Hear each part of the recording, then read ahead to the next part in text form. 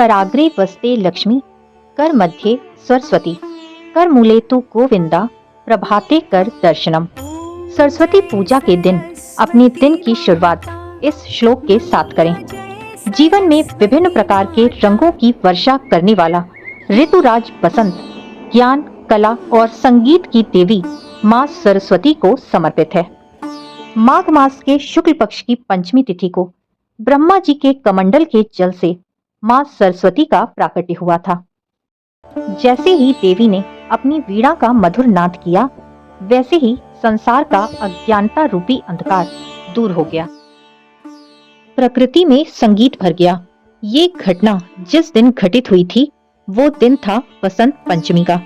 इसलिए इस दिन को माँ सरस्वती के जन्म दिवस के रूप में मनाया जाता है। इस दिन को अबूझ मुहूर्त कहते हैं। इसका मतलब बिना किसी से पूछे इस दिन कोई भी शुभ कर्म किया जा सकता है।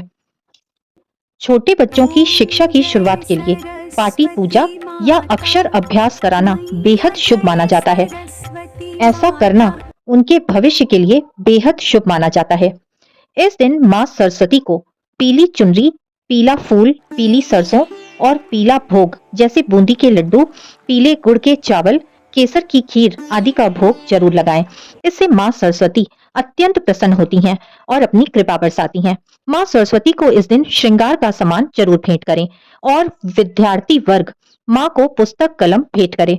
इससे माँ सरस्वती की कृपा विद्यार्थियों पर बरसती है और उनके उन्नति के मार्ग खुलते हैं। इस दिन स्वयं भी हमें पीले वस्त्र ही पहनने चाहिए। इस दिन किसी को भी अपनी वाणी से अपशब्द नहीं बोलना चाहिए, क्योंकि कहते हैं पूरे 24 घंटे के दौरान एक बार माँ सरस्वती आपके जिह्वा पर विराजमान रहती हैं।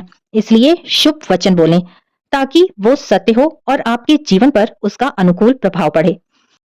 आइए जानते हैं साल 2026 में बसंत पंचमी का पर्व किस दिन मनाया जाएगा। माघ महीने की पंचमी तिथि की शुरुआत हो रही है 22 जनवरी की देर रात 2:28 पर और इसका समापन हो रहा है 23 जनवरी की देर रात 1:46 पर।